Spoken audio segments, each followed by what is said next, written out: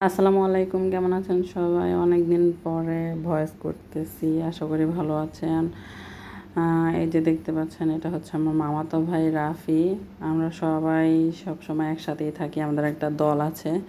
তো সেই দলের থেকে মানে ভাই বোনের যে দলটা আছে সেই দলের থেকে রাফির পড়াশোনার জন্য বিদেশে যাওয়া কনফার্ম হয়ে যায়। তো তাকে বিদায় দেওয়ার জন্য আমরা তাদের বাসায় সবাই একসাথে হই, সবাই এসেছিলাম। আমরা সাধারণত ভাই বোনেরা যে কোনো অকেশনে যদি এক অনুষ্ঠানে মিস থাকতো, তবে পরের অনুষ্ঠানে আমরা আবার অ্যাটেন্ড করতাম। তবে রাফিকে আমরা অনেক বেশি মিস করব। রাফির প্যাকিং করা থেকে শুরু করে সব কিছু আমি একটু একটু করে ভিডিও করতেছিলাম।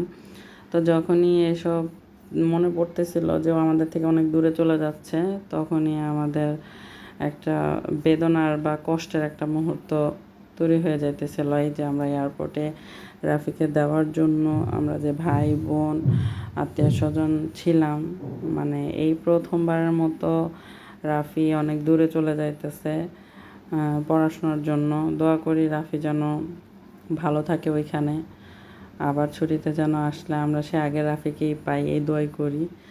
তো আর বেশি ভিডিও করতেছিলাম না। যখন ওর সব কাজ ভিতরে থেকে কমপ্লিট হয়ে যায়, তারপরেও শেষবারের মতো আমাদের কাছে এসে অনেকক্ষণ আড্ডা মারে, অনেকক্ষণ বসেছিলাম আমরা।